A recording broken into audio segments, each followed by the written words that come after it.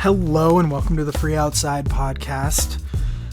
Today I'm talking to Coree Woltering. It's a great show. We talk about Cocodona. We talk a little bit about his new role as the Merrell athlete manager and kind of moving into that. Also, he has an insane race schedule, which is par for the course. We've been friends since 2021. We both got rut tattoos before even running the race. So I got a tattoo the day before because the sign up for the free tattoo of the antlers, it was pretty much empty. Like no one signs up and gets a tattoo of a race before they finish the race.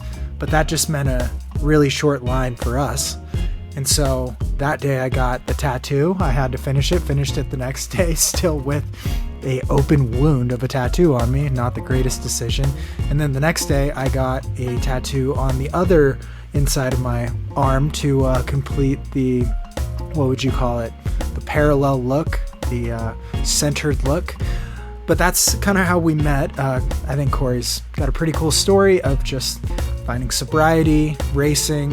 He lived in Leadville and just going all in, and we get into that too near the end of the episode. So really fun episode. This is brought to you by Janji. They sponsor both me and Coree and this podcast, and we wouldn't sign with them if we didn't like the gear. I mean, we both wore sun hoodies and plenty of Janji stuff during Cocodona.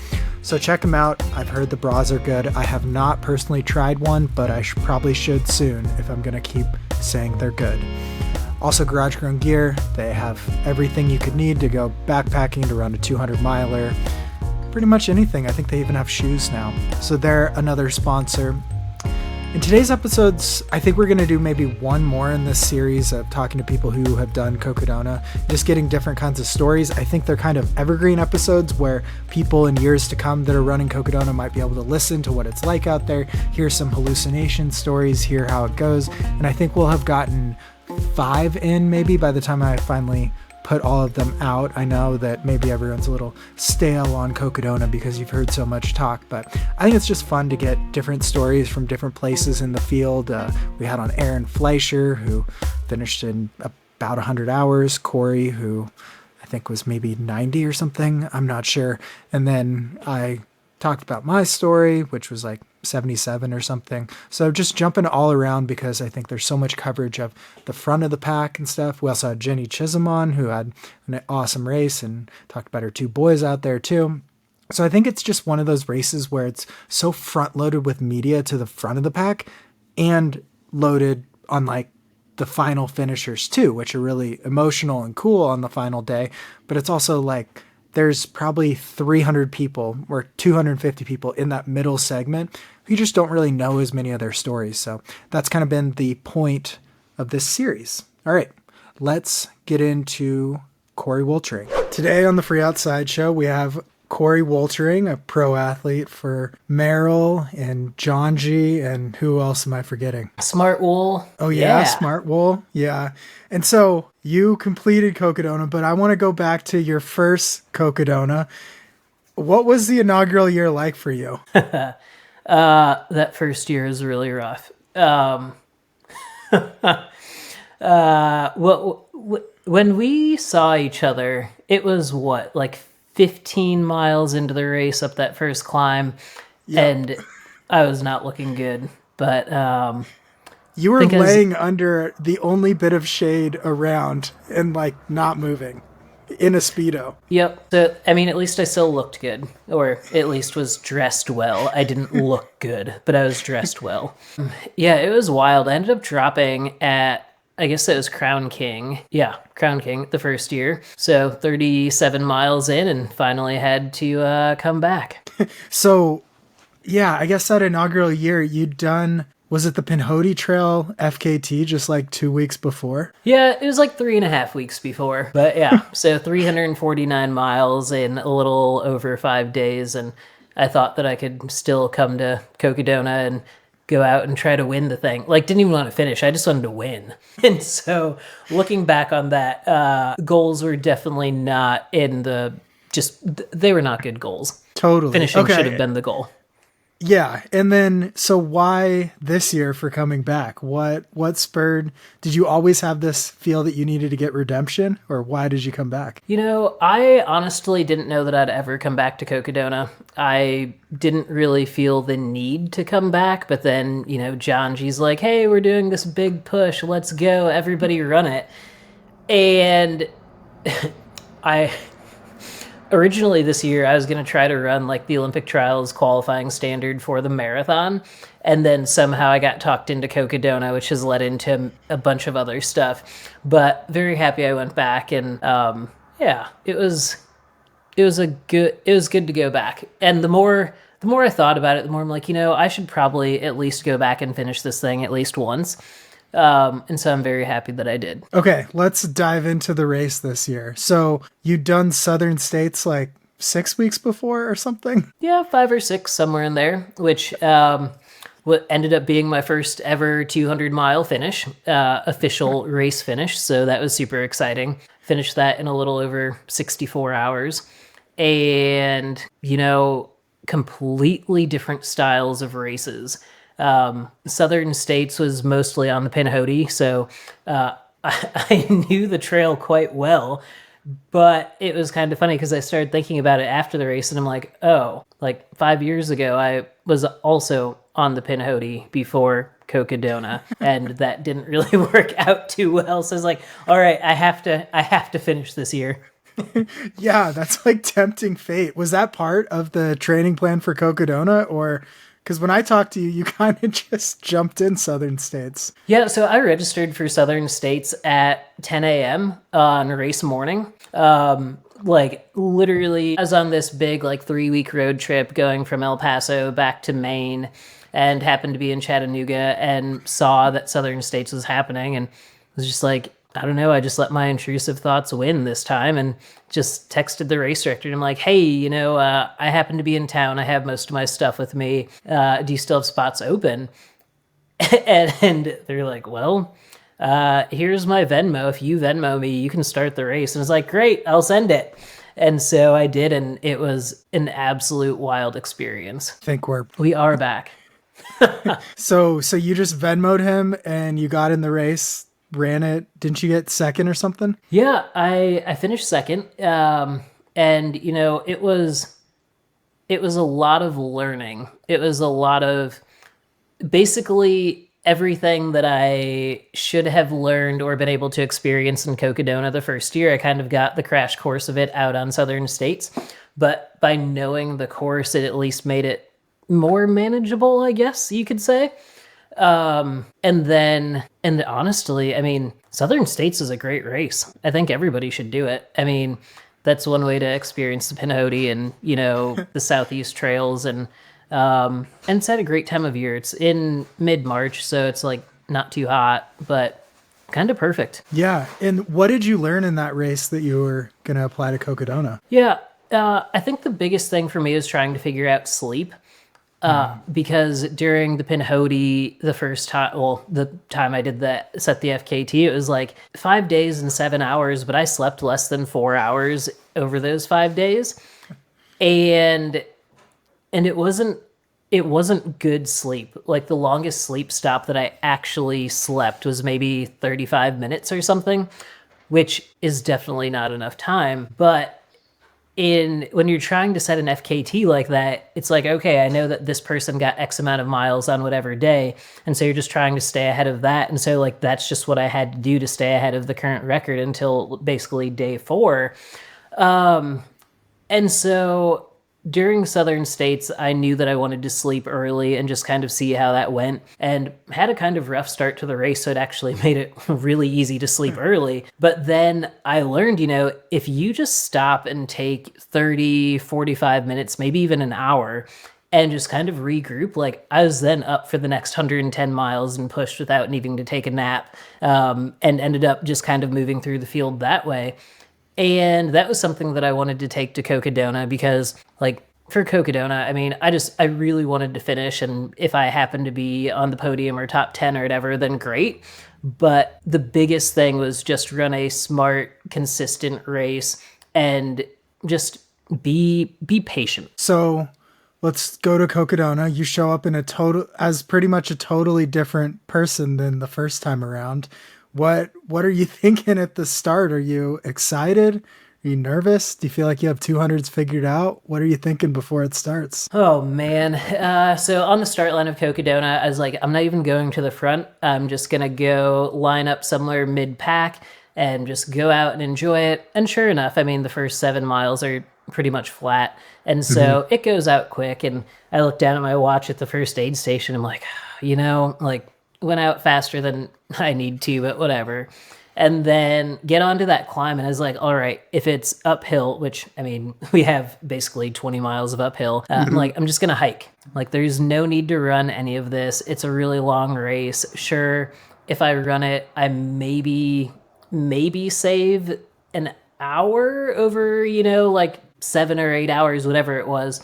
But it wasn't hot. So I'm like, there's really no reason to like get up and over and try to like stay out of the sun or anything. So I'm like, okay, just be patient. And once again, just still had a pretty rough start, which seems to be a common theme with me right now. And I was like, okay, as long as I'm taking in fluids, taking in calories, not wasting too much energy.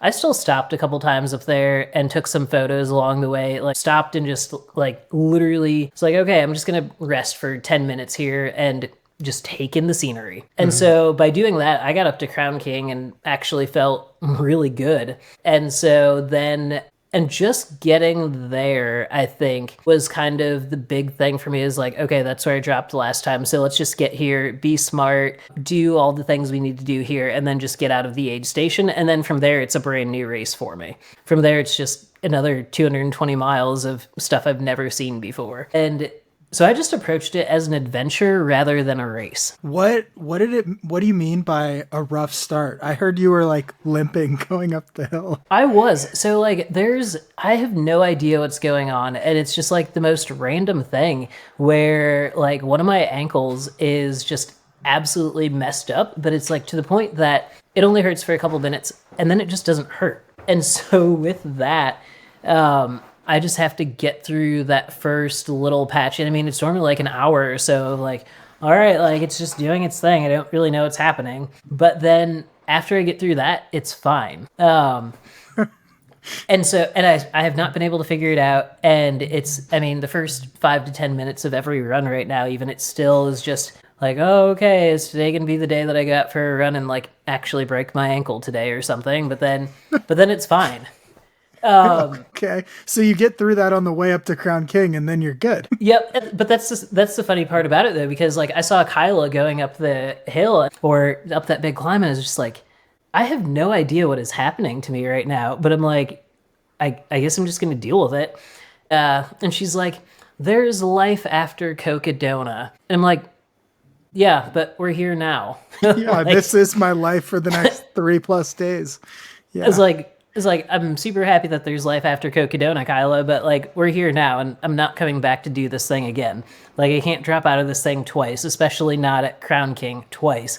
So it's like, I am going to get through this. Okay, so you hit Crown, well, you've probably already gone through rain and hail at this point, from what I'm guessing. No. So we just had really dark skies on that side, but we didn't have any of the rain yet. So all the rain was after Crown King for me. Okay, so you get through Crown King, and then it's like every mile is a bonus mile because you've beat your PR in this race. And then do things turn around? You're feeling good and start moving up at this point, or are you still really taking it pretty conservative? Yeah, I was just happy to be moving. And so it was one of those where it's like, honestly, I think I was in like 150th or 170th, somewhere back there.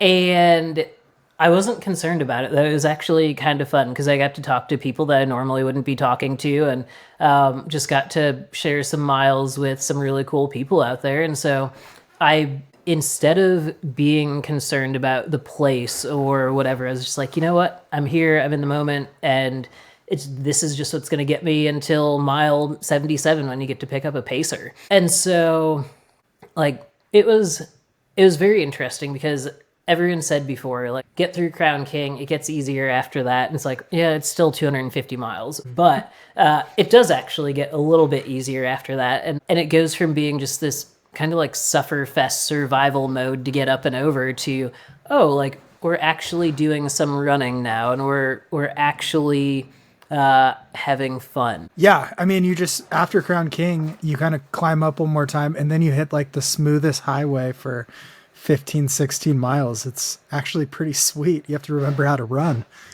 It is. And that's the thing. It's like, and so I hit that at night, and I mean, I love running at night. And so for me, like, this was perfect because it's like the smooth, you know, gravel highway type things. I'm just out there like straight up chilling and actually enjoying it. And so it was different than, you know, Southern States where I had a really rough start, and then it's like, okay, I have to push. Whereas this time it was like, okay, yeah, like, I'm just out here enjoying my day or my night. Yeah, and then you wrap up half of the entire course's climbing by mile 62 or so at Camp Kippa, and then it's like smooth sailing. Yeah, and like that's the fun part, but it was really muddy though. Like certain parts of it were really muddy, and that was like, okay, like here we go, we're in Arizona, and everyone talks about like it's really hot, and I mean it was not hot the first couple days, and the trail or the road was actually really muddy, and so that was unexpected. It was like a foot deep at some points. It was so deep. Yeah, like the descent down to Jerome. Oh my goodness. Which this is farther in the race, but it's like that descent down. I just remember I was doing it in the middle of the night and didn't have a pacer because there were just some other things that were happening.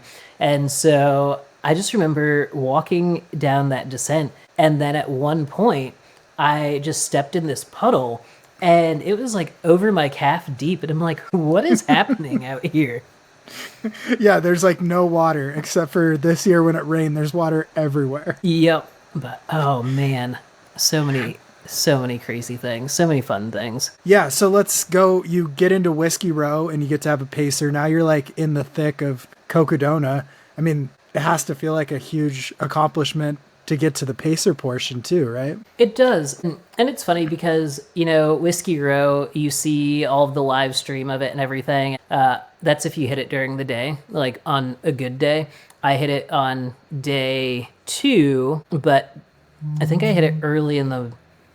Actually, I have no idea when I got there. It was sometime on day 2, but there were not very many people on Whiskey Row. Oh, because it was raining. It was... That's why. And so I just remember being like super excited to come into Whiskey Row and see everybody. And then it's like, oh, all the crews are just sitting in cars. It's like, that's fair. I would be too if I was crewing. But was super excited to pick up a pacer. My friend Heidi from Flagstaff, she's awesome. And she was the perfect pacer for that section because I probably could have been moving with a little bit more urgency than I was. And so she was just very excited to pace, and she had been keeping track of who was ahead of me and just like kind of made mental notes of like how many people are within an hour or 2 hours of me. And so she's like, oh yeah, we're just going to do this and we're going to do that. And then we're going to go through here. And she's like, and if you're running at this pace, then you should be able to pass this many people by the time we get to see Kevin the next time or whatever. And so that was really fun because I would not have been moving that well on the road had she not been there. And so she did a 50K stretch with me, and I am very thankful for that. So she got to deal with the mud between Iron King and Mingus Mountain? Oh, yeah. How miserable was that mud? It wasn't great, you know? It was one of those where it's like, oh my goodness. And it's funny because I just kept saying things like, it will be fine. And she's like, oh yeah, this will be totally fine. You are crushing it. You're doing great. And then we'd get to certain sections and I'm like, Heidi, I have to walk. I was like, this is over my shoes. It is in my shoes. It is everywhere. I'm like, I need time. She's like, but it's flat. And you said, if it's flat, then we run. Or if it's downhill, then we run. I'm like, I did say those things, but I wasn't thinking about all the mud that was going to be there. Yeah, the mud was such a different factor. It's like, the runnable portions and the portions you're going to hike. But that mud was just like, you can't run. It's your feet weigh 5 pounds with all the stuff stuck to them. Yeah, it totally. So it was funny, but once again, very thankful she is there because it at least kept me on my toes and just made me put out a little bit more effort than I probably would have on my own. Yeah, and then you get up Mingus, and this is where you get the 200 experience because your crew and stuff started having some things go wrong, right? Yeah. So up on Mingus, I was told there's lasagna up there, and I was super excited for that. And the lasagna was absolutely excellent. And then I decided that I actually needed to sleep for like a legit sleep stop. And what I didn't realize until I was eating the lasagna is that there were showers there. So, I mean, since I'm not winning this thing, I'm like, you know what? I can actually enjoy this experience. So I take a shower and then lay down to sleep. And I'm like, this is my 1 hour sleep stop and then we're good. And so I sleep for an hour, but I wake up. I wake up from this little sleep stop and the crew's like, hey, so we have a flat tire. I'm like, oh, okay. And they're like, we have looked to see if there's a donut or a spare tire, and there is not. And it's like, oh, okay, of course, because why would a car ever have one of those things? And they're like, there's a flat repair kit somewhere in there, but there's not a jack for the car either. And they're like, we've called Avis, and the closest Avis would be the Prescott Airport, but they're closed until 10 a.m. tomorrow or something like that. And it's like, oh, okay. And then, and they're like, so because of this, we can probably use Ben's car, but if we use Ben's car to crew, then Ben can't pace this next 17-mile stretch because Heidi has to drive up from Whiskey Row to get Ben because they have to go to work in the morning to then come back out and pace. And it's just like, oh, okay. It's like, so basically, we can just give me whatever gear we think I'm going to need for the next 40 miles. And I was like, if I see you guys in Jerome, that's amazing. But if you aren't there, then I am absolutely okay with that. It was like, I've been in this situation before. Well, not this exact situation. Yeah, flat tire happens every race. No big deal, guys. Yeah. But it's like, I've been in situations like this before. I can go out and run for however many miles I need to without a crew. I know that there's an aid station in 17 and a half miles or whatever it is. So it's like, it will be totally fine. It's like, you guys just be safe, and I'm going to try to get down off of this mountain. And so I start the descent to Jerome, and the sky just opens up on us. And it is like, I'm in the middle of the storm cloud, like literally in the middle of it as I'm just running down the mountain, and it's following me down. And it was one of the most terrifying descents of my life. It's just like, it's like, wow, there are a lot of things really happening right now. And I just thought, I could have slept another hour and avoided all of this. I just imagine your sleep where it's like, well, we've also got showers. You like put on your slippers and your pajamas, walk in with your shower caddy. Like, oh, I did. Like, I went into the bunk room there, and I just like took off all of my dirty gear, and then I had my little camp towel with me, and so I'm just walking in there, and like I have like soap and everything, and just kept pressing the button for like another minute of hot water in there. And then I come out and I'm all refreshed, and then I just hop into my sleeping bag that was in the bunk room, and I had an eye mask and everything. And so like I go down, and like I am just straight chilling for this hour. And then Kevin comes in to wake me up. And so I have to like pull up my eye mask, and then I had a Reese's that was laying on the bed next to me, so I just like opened the Reese's as Kevin starts talking, and then he just delivers the bad news, and I'm like, do we have more beef jerky? You're like, I'm hearing what you're saying, but also, is there more food? Yep, I was like priorities, I'm like, we'll figure this out. But it was a very peaceful rest stop, and I saw my friend Colin also. He was getting ready to sleep, and he was looking pretty rough. And so after the race, it was funny. He sent me a text. He's like, "Thank you for being so calm and collected up there." He's like, "It just kind of calmed me down and helped me reset a little bit." And I was like, "Dude, like, I was just out there living my best life for that hour." It's like that was the best part of the race for me so far. But it's sometimes that's just how it is. Yeah. Do you stress about that when your crew says our whole plan is messed up, we got to change everything? Or are you like, okay, load me up with gear, I'm good? Nope. I was like, honestly, I can't stress about this. It's one of those things where I think if I was trying to win it, then I probably would have been stressed about it. But because I was just kind of like, I'm here, I just need to finish, it was fine. But I also live in Maine, where I mean sometimes it's like a 20-mile stretch or more without seeing any road crossings or anything. So I mean it's normal. We're back. And we're back. Good Okay, old internet. Good old internet here. Ah, All right. Are you there? I am. All right, let's move in. So the descent into Jerome is awful, but you make it through. Did your crew make it to Jerome, or were you solo? So thankfully I was moving so slow that my crew was able to make it to Jerome. That descent was just absolutely freaky to me. Just being in the cloud and like not being able to really see anything for the first like 5 or 6 miles of it. So like that was pretty terrifying actually. And that's my favorite view on the entire course, is on the top of Mangus as you like get over to the Jerome side, and you didn't get to see any of it. Nothing. And the descent is so steep, it could feel like you're going to just fall off the mountain 1,000 feet too. And that's what it felt like, because as I was getting ready to start the descent, I looked over and it's like that's the spot where it's like clip in now or whatever. And it's like, oh, okay, so there's like rock climbers and paragliders or something up here. And then here we are getting ready to run down it. And just being in this cloud the whole time is like, this is not the safest thing that I've ever done.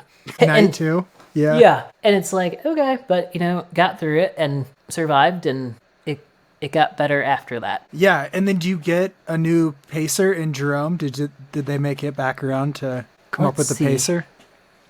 I did not have a pacer in Jerome because the crew at least got there, but couldn't get any pacers there. But that was totally fine, because at that point, well, yeah. At that point, I was like, okay, maybe I'll sleep again in Jerome. Who knows? I was like, maybe I'll sleep until the sun comes up. And then we could also have pacers and everything will be fine. But I got down there and I was actually feeling really good. And so I just said, whatever, I'm just going to push on. And I feel like that's where the race kind of really started to turn around for me. And it went from like, yeah, we're fine, to like, no, things are good. And this is when you're like posting on social media asking about pacers too? Yep, we're just like, hey, if anyone wants to come out and pace, like, we could totally use them. But at the same time, like, I'm out here just chilling, so it's okay. But like through social media, Sierra came out and paced. Ben was my original pacer from that Mingus to Jerome section. He was able to come out and pace one night. And then we also just had like random people that were just like, hey, I'm available to pace if you want. And I'm like, cool. Like, hope you can put up with my random stories when I'm almost 3 days in with very little sleep, because it's going to be something. Yeah. So what is it like when you have someone you've never met before pacing you? Do you just start telling them stories, or what's the dynamic? How do you feel out the situation? Yeah, I've had almost all amazing experiences when it comes to random people pacing. I've only had two ever in like 11 years of this sport. I've only had 2 pacers that have just been like, weren't my favorite, but still got the job done. Everybody else has been absolutely wonderful. And so For me, it's like I'm like, hey, like why did you decide to come out and pace, or how did you decide to come out and pace? Like, I'm just very curious, like what their backstory is, and then people normally have questions for me, and it's like if you get me talking, I won't shut up. And so from there, it's like okay, like we're just out for an adventure now, and it feels like a normal Saturday or Thursday or whatever day or run it is, and it's really fun. I very much enjoy being able to meet people that way. Yeah, it's so funny too, because it could be on social media during the race and someone sees it and comes out all while you're still running the race. Yeah, like one of our pacers random. this time, it was, I had planned on a sleep stop. I don't even know it, like mile.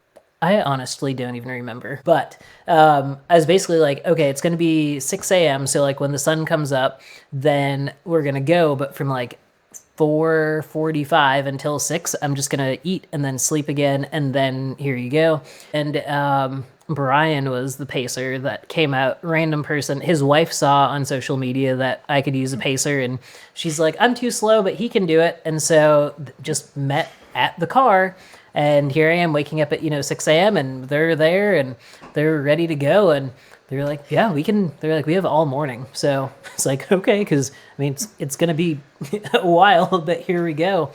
And ended up just being super cool and just very thankful for that experience. And once again, it was one of those where it's like, oh, this is a really runnable section. And I actually ran quite a bit of it.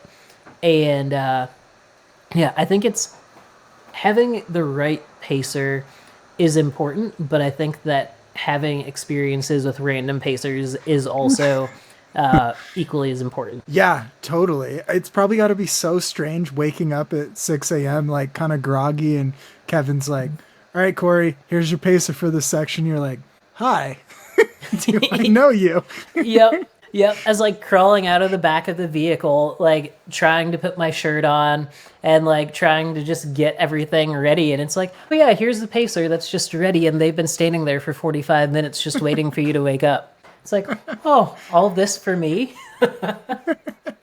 Yeah. So moving into like Sedona and stuff, you get there, you're saying you're feeling good. You're 150 miles in, or 170 miles in. And then you get the Hangover Trail. How was that crazy section like? And was it daytime or night? When did you hit that crazy Red Rock section? Oh, the Hangover Trail. I love it. So Sierra paced me into Sedona. And then my friend Ben from Flagstaff paced me the Hangover Trail up to whatever that is. But Foxborough Ranch, yeah. Yes. So he paced me that section. And the awesome part about that was I hit it in the afternoon, evening. So like made it up onto the dirt road as the sun was setting. And so like all of the Hangover Trail was just like, wasn't too hot. It was this perfect temperature and just pretty amazing views throughout that whole section. So like, that was one of those moments where if I would have hit that at night, then I think my race would have been over because I just wouldn't have done it. I literally would have slept at the base of that until morning. But hitting it at the time of day that I did just made it really nice. And it was funny because I know that Ben really wanted to run quite a bit, but I was like, Ben, like there's going to be very little running that goes on in this section. It's like I will be hiking for most of the rest of this day. But it was just good to hang out again. And yeah, it was fun. Was it scary? Was the exposure like shocking? It wasn't. So I've actually been on the Hangover Trail before a couple times. So like I was kind of shocked that they added it into the race. Same. Yeah. Especially, I mean, there are some people that do this race without crew. There are some people that do it without pacers. And so I was shocked that they would add that in, especially that late into the race when most people really haven't slept much. Because I was very happy that I had slept a little bit. And I mean, I was trying to sleep in Sedona before doing this, but they're like, if you just get up and go, like we will do this during the day. And I'm like, okay. I really wasn't happy about it, but then after I got through, I was like, oh, but yeah, I remember why you said we should do this during the day. But yeah, I don't know. I I don't know, if you're someone that doesn't like exposure though, man, like that has to be rough. Yeah, I mean, there's a few key spots where if you slip and fall, you're going to break some things on the way down. It's pretty brutal. Oh yeah. Yeah. Did you experience any like sleep deprivation hallucinations or anything out there this year? I did. And so up until this year, I've never hallucinated. Like in everything I've done, I just don't hallucinate. And then at Southern States, I was thinking that I was seeing bears out on the course, which, yes, there are bears in the South, but like there weren't any on the course. But then same thing at Cocodona. I mean, there are two different times where I was like, okay, if I think that I'm hallucinating or whatever, I'm going to film it and I'm going to show people what I'm seeing. And so there are two different times where I posted like the video of me being like, and bear sighting number 1. And it was a tree stump, but to me, it was like, that's absolutely a bear. And I was just stopped in my tracks. And then the second time, there was a rock formation that looked like a bear. It basically looked like Winnie the Pooh, just like laying down with a honey pot. And same thing. And so I posted that as well. Yeah, it's the tree stumps that get you every time. Those are the things that my mind turns into everything from like turtles to witches to bears to anything. Yeah, it's so wild too, because like I'm very happy that I was able to actually video it this time. So that way when I look back on it, I'm like, oh yeah, that doesn't look like a bear at all. But I mean, when you're that far into it, anything can look like a bear. Yeah, you had one of the most robust social media storylines during the race of anyone running it. Were you just like on social media pretty frequently? Oh yeah. So when I decided that, I am here to enjoy it, have fun, all of that is like, you know what? I'm just going to go on social media and take people along for this journey. And it was really fun because I think it's really hard to capture what goes on in a 200-mile race if you're not just out there. But obviously we don't have, a video crew with us for all 200 miles or whatever. And so I just wanted to show people what it's like. And, yes, there are going to be the wins and the high moments of it, but there's also going to be a lot of low moments and a lot of just being alone. And I just wanted to show people, like that you can do it and how to work through all that. And I mean, at like mile 220, when I just had a giant breakdown, it's like full on tears and everything. It's just like, oh my goodness, like, but it's happening. It's part of it. But that's what makes us human. Yeah. And I think it really is way different than the live stream that 10,000 people or something are watching. They don't see when you're alone in the dark running. They just see when people come into aid stations, and there's just so much different when you're actually doing the race versus when you watch the race and think you're an expert. Yeah, and like the live stream is amazing, and obviously, it's like that's really fun to watch, but I mean, doing the stream crossing, the river crossing, like doing the river crossing alone in the middle of the night at like 3 a.m. or whatever, and you've only slept for an hour and a half or whatever in the last 3 days, like I videoed that, and I don't think I've ever sworn that much in like a 2-minute period, just because when you're crossing that, there's no guide rope, there's nobody on the other side saying, oh, it's this way.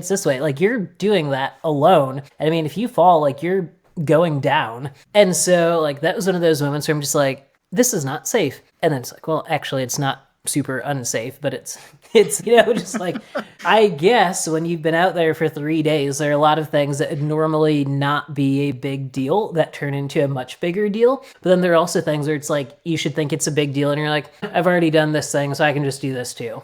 Like, I've already survived the Hangover trail, so I can cross this little stream. Yeah, if I take one wrong step, I'll fall to my death, but it's okay, I've done this trail before, I'll be fine. Exactly.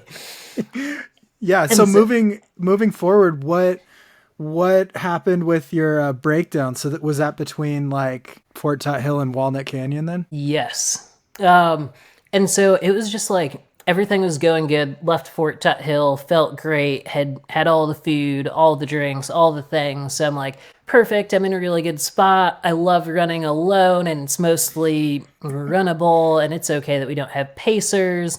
So I'm like, this is going to be great. I'm going to crush this section. And I get like halfway through it and just, I have no idea what happened, but I'm like, I'm hot, I'm tired, I need to sleep. And it all just hit me like a ton of bricks. And so I was out there, and at first I like posted one video and I'm like, oh, this is kind of rough, but we'll get through it. Like, it'll be fine. And then it's like 5 minutes later, I am just on the side of the trail, just bawling my eyes out. It's like, oh my God, like, what is wrong with me?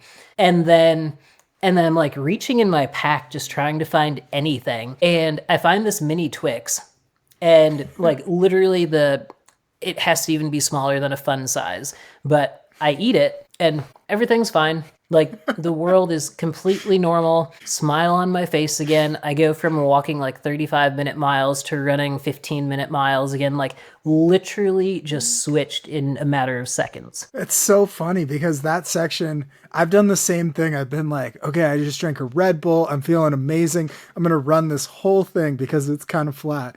And like 8 miles in, just hit the wall. And it was the same thing of like, I'm dying. I can't do this anymore. And it went from like 9 or 10-minute miles to like 30-minute miles immediately. That section is just so weird. Yep. And it doesn't make sense because on paper, it doesn't look hard. It doesn't look challenging. And then you get out there and the terrain isn't that challenging. And sure, you're going uphill, you're getting higher, I guess you're going uphill a bit, but I mean, it's not really a difficult section, but for whatever reason, like, it just took me out. Yeah, I think it does to a lot of people. It might be the trees, like the whole rest of the course, you have like views of things, but the trees kind of feel suffocating through that section and you have no views and you're just like alone questioning your life decisions at that point. It's brutal. It's just like, come on. And it was really funny because I posted like the breakdown part of it, and so many people are just like, he's not all smiles all the time. It's like, nope. But everyone's like, it's okay, buddy. You're doing great. You've got this. And I'm like, I know I've got it, but there's this little breakdown. And that is so funny because Kevin, crew chief Kevin, he saw the video and he's just like, okay. He's like, not quite sure what we're going to be getting into at this next aid station. So Walnut Canyon being the next aid station, apparently a aid station truck or whatever got stuck on the dirt road up there because it was super muddy going up there. And Kevin thought that I was moving a little bit slower than I was, and in a new rental car now, so not one that has a lot of clearance. And so he thought he'd be able to get there in time. And after I ate this mini Twix, it was like turbo boost. And so because of that, I started moving much faster and actually missed Kevin and Sierra and Joe at Walnut Canyon. And it was funny because I was in that aid station for maybe 2 minutes. I was like, do you guys have coffee and mashed potatoes? And they're like, yeah. And so I took the mashed potatoes, put a bunch of water in it, made it like soup, drank a cup of coffee, and then just took off running to the next one and missed them at the aid station. And it was so funny. They were like, wait a second, what is happening here? They're like, you were just moving like 30-minute miles and now you're sprinting. And it's like, I'm totally fine. I'll see you guys to the next one. Don't even worry about it. Did you talk to them on the phone, or are you like texting? Or I did. I was texting them and like things weren't going through. But at one point, like on like the highest point, like leaving that aid station, it's like I finally got signal. So I called and they were like, oh, we're so sorry we missed you. And I'm like, it's totally fine. Like, I don't even care. It's all good. Here we go. And they're just like, all right. So what kind of a crew chief is Kevin? Is he like tough love sometimes, or does he just kind of move to the wherever you're at? Because he's crewed like FKTs and a number of your races. Yeah, Kevin's great. Kevin will, if Kevin needs to be tough love Kevin, then he absolutely will. But usually we're on the same page of like, hey, if we're racing for a podium or a win or something like that, then yes, like you have to be tough love. You have to keep things moving and here you go. But if it's something like this where we're more just like, hey, we kind of need to get the finish, then there's a bit of the tough love when I'm trying to take that extra 20-minute nap. But at the same time, it's very much like, okay, what do you need? How can I help? And, also great at doing all the social media stuff. Okay. Does he take over your account for that usually? No, so he was sending a lot of stuff out to Merrell. He's getting stuff to Merrell and Janji. And sometimes he'll take over the account, but for this one, I was like, oh, no, I am absolutely bringing everybody along on this one. But yeah, so and then oh, go ahead. I was just going to say, so yeah, he's really good about that, though, and thankfully he has crewed long enough that he has figured out all of the buttons to push or not push and how and when to push them or not push them. Yeah, I remember one race we got you like 4 Red Bulls and like 5 chicken sandwiches and like 10 chicken nuggets. It's like, we're going to bring all the tools to see what Coree needs at this moment. Totally. And he's so good at that now. This past time, there are a couple different things where I was just like, I think I have everything. And it's like, oh, by the way, here's a Reese's. And so it's like, oh, okay, you're right. I do probably need that right now. Or at one point I reached into my pack between, I can't remember what aid station it was or what stretch it was, but just reached into my pack. And there's like a mini thing of beef jerky in there. And I had no idea that it was even there, but I was just like, okay. It's like, you know what you're doing. Yeah, this is a fun little surprise. Yeah. He's like leaving you little notes and stuff. It's like, just keep moving. Just keep moving. There's food. So Wildcat on. So you have like a marathon left. Did Sierra pick you up and pace you again there? Yes. And it was, so Wildcat to the finish. That was the interesting part for me because it's like you have that flatter part, I guess, kind of. Actually, is it flat? It's fairly flat, and then it starts like the most gradual uphill you've ever done in your life. Yeah. So, starting the climb up, like everything was good, but then starting the climb up Eldon, I was struggling to breathe a little bit. Okay. And it was just, that was the first time in the whole race that I'd struggled with that. And it was so interesting to me because, I guess I didn't really think about this ahead of time, but most of Cocodona is above like 5,000 feet. Yeah, pretty much all of it once you get to Crown King. Yep, and so it's like, I live at sea level, and most of it's above 5,000 feet. Totally didn't even think about this at all. And so like throughout the day, totally fine, running, everything felt normal, everything's great.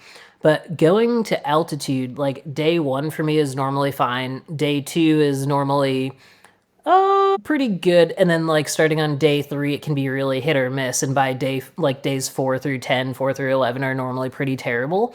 So here we are, like starting, we're in day 3 and we're climbing up Eldon, and it's like, oh, maybe that's why I feel bad. Or it's like, or because we've also been 220 miles or so, but there are a lot of different things happening here. But for whatever reason, I was just kind of struggling to breathe going up the backside of Eldon. And it just took forever. Like, I don't even know. It just, going up Eldon seemed to take forever. Everything up until that was great, but then going up, it was just like, this is the longest climb of my life, which it's not, but it seemed like it. And Sierra just kept saying, it's fine, it's fine. It is pretty long, and you're headed up to like 9,500 feet, and so you're dealing with even more altitude too. And then once you finally get to the top, it's not like, hooray, we're at the top. It's like, here's an even worse descent for you. That descent took, I think, 90 minutes. Like, I think we were going like 40-minute miles downhill. And I just kept thinking, this is never going to end. And then for whatever reason, I kept thinking that we were going to get on the bike path. And you don't get on the bike path, you just get on that stupid trail that takes you into the neighborhood. And then once you come to that last aid station at mile 252, which I'm like, wait a second, there's an aid station at mile 252. We still have more to go. I signed up for Cocodona 250, and this is well over 250. But anyway, they should hand you your belt buckle at that last aid station and be like, but you still got to make it to the end. See, that's a great idea. That would be motivation to actually get to the finish, because when I got to that aid station, I was just like, I've been lied to.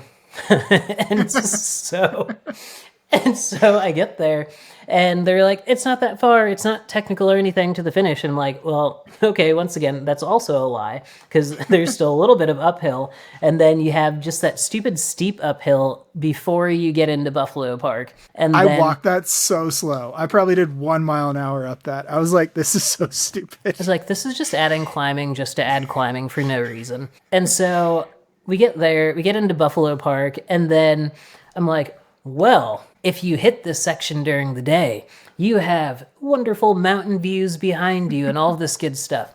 But when you hit it at, I don't know, 2:30 in the morning or whatever time I hit it, it's just dark. Like, there's nothing fun about it. It's not beautiful. It's just dark. And It's a literal dark sky city. So it's like extra dark. Yeah. And it was just so funny because it's like, I've run in Buffalo Park many times and like, sure, it's beautiful, but this is not right now. And so then it's like you exit Buffalo Park and then you get on road and you have a couple of road miles to the finish. And I'm like, they could just finish this thing in Buffalo Park. They could. Yeah, 253 miles. Yep. I was just like, okay. But we finally get there. Then, you get on the road and then you get up by the hospital. And then Heidi and Ben and everyone started to meet us like out on the road there. And then it was fun because they're just like, you did it, like you're getting there. And I'm like, honestly, people, like, I'm not that close. It's like, I don't know that I'm going to make it to the finish. They're like, oh, no, you're making it. Like, we will get there, but we did. What's the finish line like at 2:30 in the morning? Are there people lingering around or is it pretty dead? Yeah. So at 2, 3, whatever time in the morning, it's not the finish that you see online. Like there's nobody at the finish at that time of day. Yeah. The first year when I finished, it was like 2 a.m. and I had to wake up. I think I had to wake up Scott to just take my after photo. It's so funny because, it was wonderful. Jubilee was there. There are other people there. Like, yes, there are definitely people there. But, it's not like the big finish line. You don't have, the live stream following you in and all those things. It's just dark and it's quiet. And then it's like, oh, you're probably hungry because you ran. Let us wake up the cook so they can make some food for you. I'm like, well, if I had finished earlier, I could have just walked to the ramen place, but it's all good.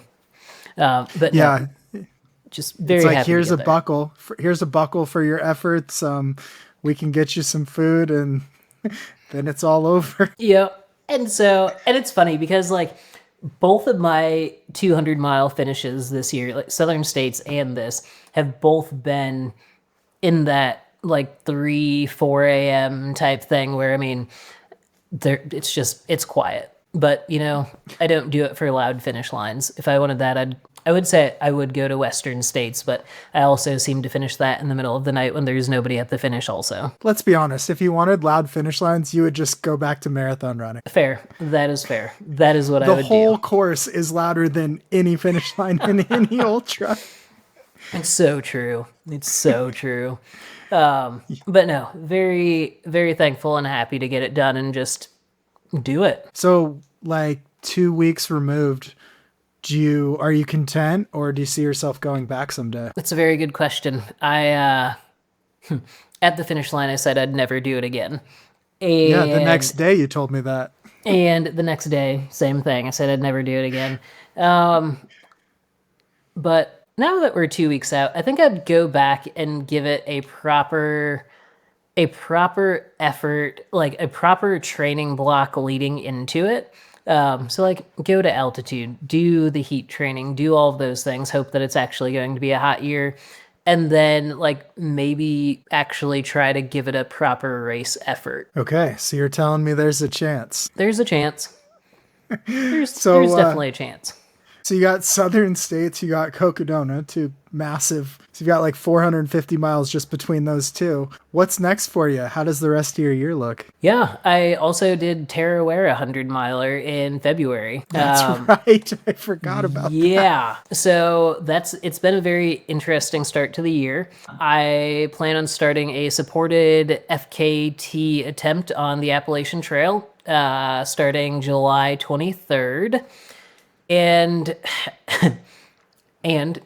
if I finish that in time to recover enough, I'm also signed up for Moab 240. Nope. So I'm not saying it's the greatest idea, but I have a couple of friends that signed up for Moab, and it's going to be their first 200 attempt, and they're like, hey, we could just run and hike this thing in 5 days, and like, we'll see. Yeah, so probably not gonna. I can't say that I'm not gonna do Moab. I've done dumb things before, so who knows. But I also realized that I don't have a hard rock qualifier for next year. So I'm trying to decide if I squeeze one in sometime this year. We're good. We're back. We are back. So, crazy finish to the year. I just wanted to end with a couple more general questions because I think your story is pretty interesting. How did you end up in ultra running? Because, start from like the college to triathlon realm because I think it's very interesting, circuitous route. Yeah, so thankfully, I grew up running, playing soccer, all of the fun sports that you do when you're a Midwesterner, but was also a swimmer.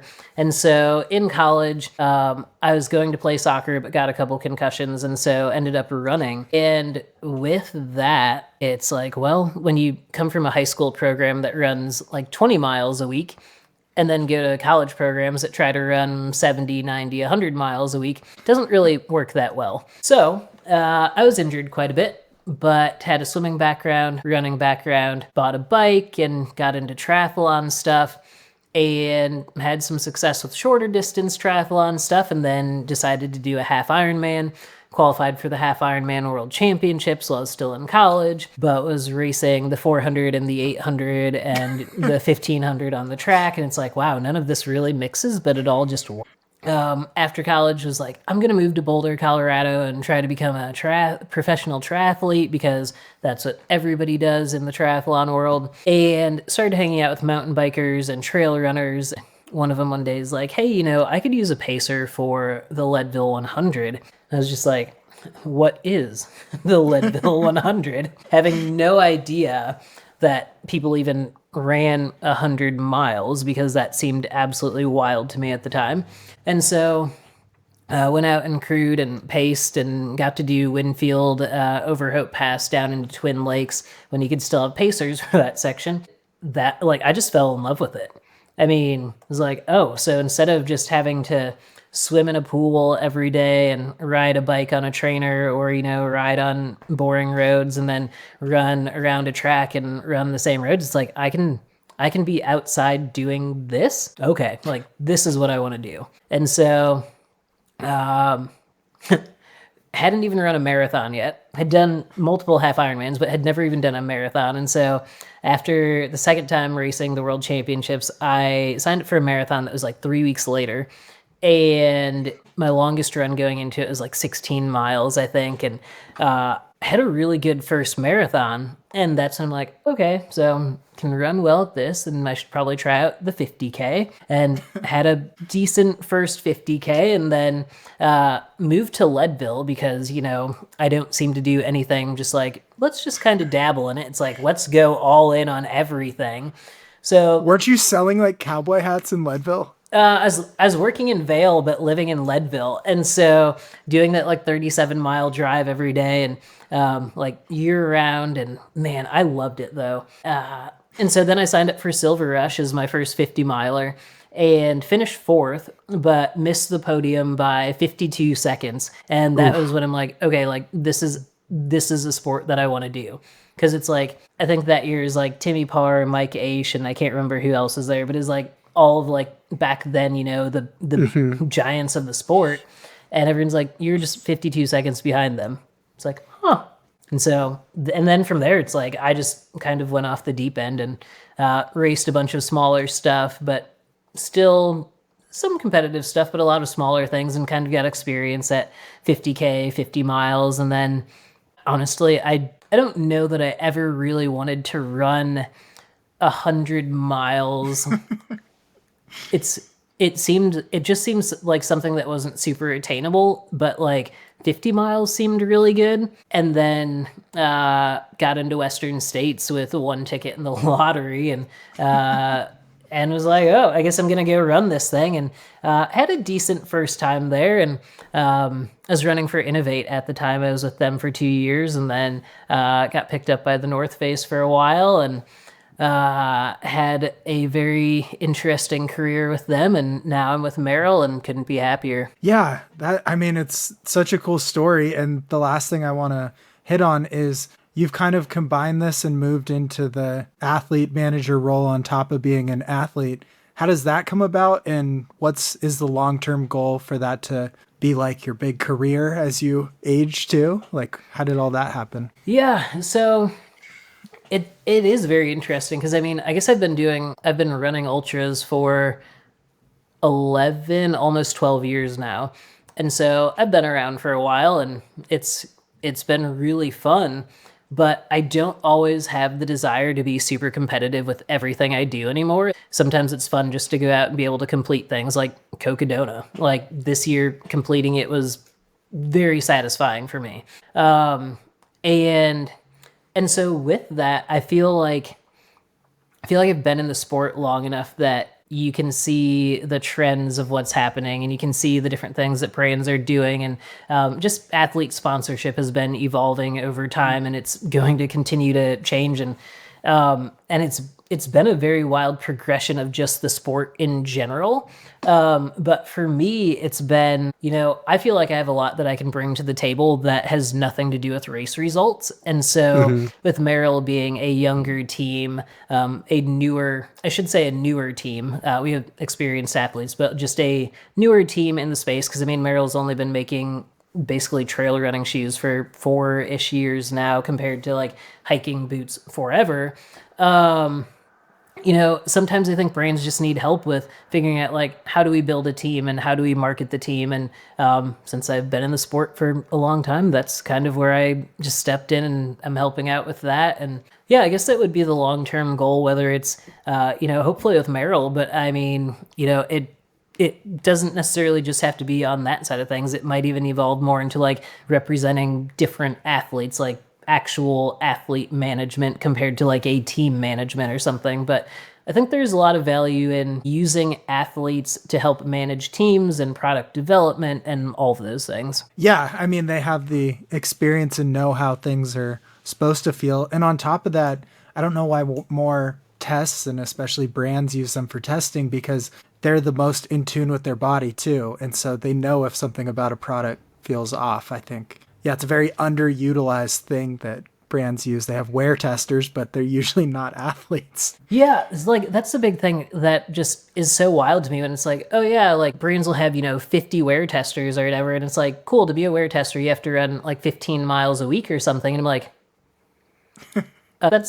there's nothing wrong with running 15 miles a week, but to be able to get 300 miles on a pair of shoes, if you're only running 15 miles in a week, like that's going to take a very long time. Whereas, if you have athletes that can do it, then why not? And I get there are certain things, like especially when it comes to like the carbon fiber type stuff, where it's like maybe don't want your athletes testing the first round of that or whatever, because there's definitely some injury risk when it comes to that. But like for most basic shoes that are out there, like you should have your athletes testing them. Yeah, and I think a lot of products just aren't tested to like full lifespan, like worn out. And I think that's the biggest gap. And especially a lot of things, that's the biggest complaint about footwear is like 10 years ago, this brand used to last way longer. And it's like, yeah, probably.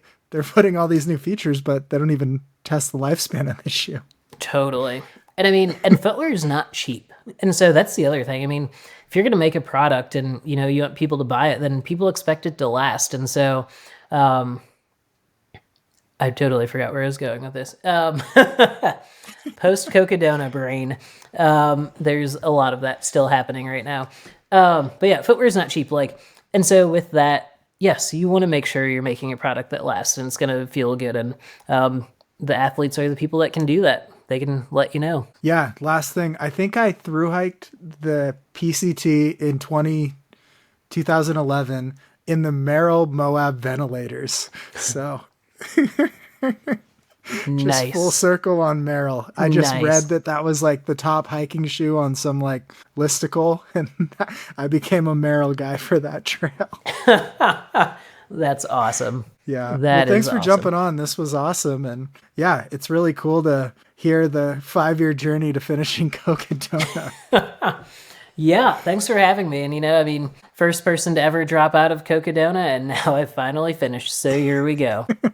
Yeah, that's true. You and Whit were under that tree, and he finished, and you dropped out first. Yep. And it's so funny because, like, when I emailed Jamil and Steve about it, it was really funny because they're just like, "Oh, we love a good redemption story." It's like, well, when you're the first person to drop out, it's only up from there. When all you had to do was run a 50K, and then the rest of your race was new. Yep. I'm like, it can't be any worse. So here we go. And thankfully it was great. All right, thank you for listening to the show. That was Coree. Lots of good stories there. Some of them we couldn't even share on here, too much fun over the years. But the show is also brought to you by CS Coffee, so csinstant.coffee, and that's all my sponsors. I have a lot of travel coming up. I have to go to a wedding. Actually, I've probably already gone to the wedding by the time this comes out. And then I'm helping out with a secret project. Then I have to run Bighorn 100 for a Hard Rock qualifier, and then the Appalachian Trail record. So still piecing together a few things there. If you guys know a good self-supported resupply strategy for the Shenandoah's area where I don't have to go too far off trail, I'm all ears, because that seems to be like a pretty long stretch and I don't really want to go into Waynesboro. So that sounds like code words out there for anyone listening, but we do have an FKT attempt starting by the time this comes out. John Kelly is going for it. Coree, who just was on, is going for it this year, and I will be going for it. So Coree and John are going supported, and I will be going self-supported, which means I have to resupply myself, carry all my own stuff, walk in and out of everywhere, all that good stuff. Basically, one-man team. Me and Ted. All right. That's it. Stay elite, my friends.